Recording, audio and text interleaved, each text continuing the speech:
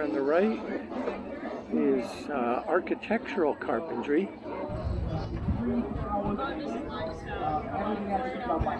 Where these folks are sawing large timber in a traditional way using a giant antique saw.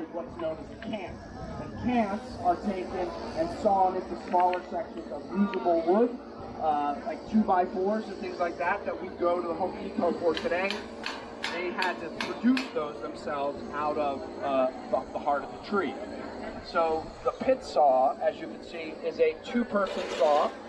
It is essentially a what's called a rip saw, which means that it is running or ripping along the grain of the wood, and so it has very sharp, heavy teeth that just kind of tear up through that wood.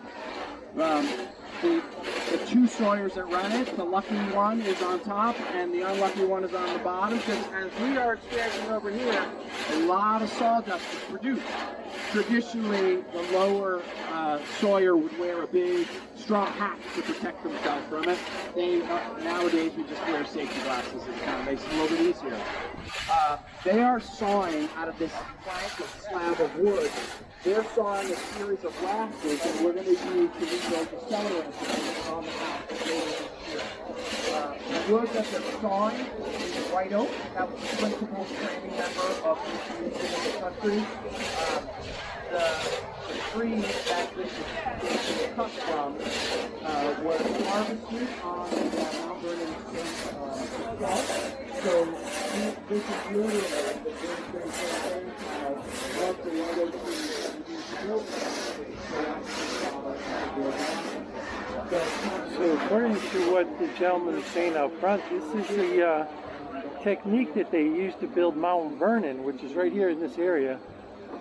A traditional hewn, constructed building a few hundred years ago. And here's some of the other tools that they use for rough hewn woodworking.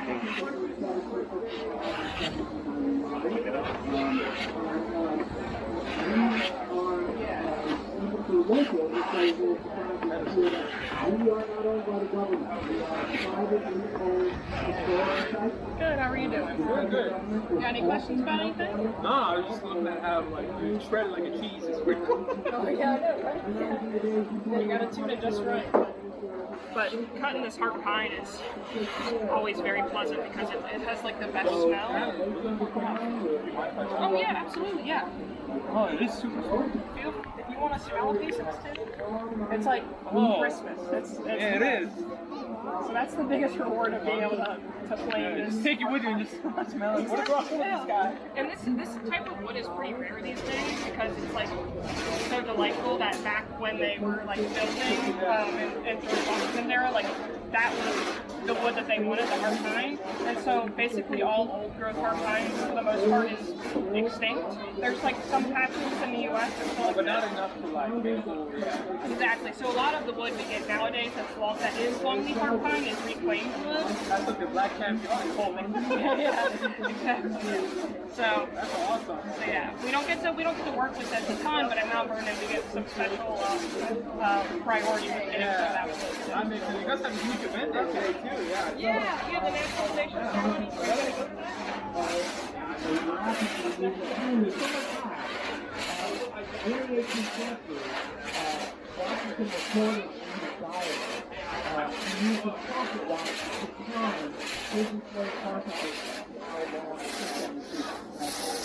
So there you have it, folks. There's the some of the traditional woodworking techniques using traditional tools and traditional methods. Back in the day, it was quite a bit of extra work to use all these hand tools with no power tools in existence at that time. So these guys really put their elbow grease and their heart and soul into a project whenever they constructed a building back then. Over here is a booth of New Orleans master blacksmiths.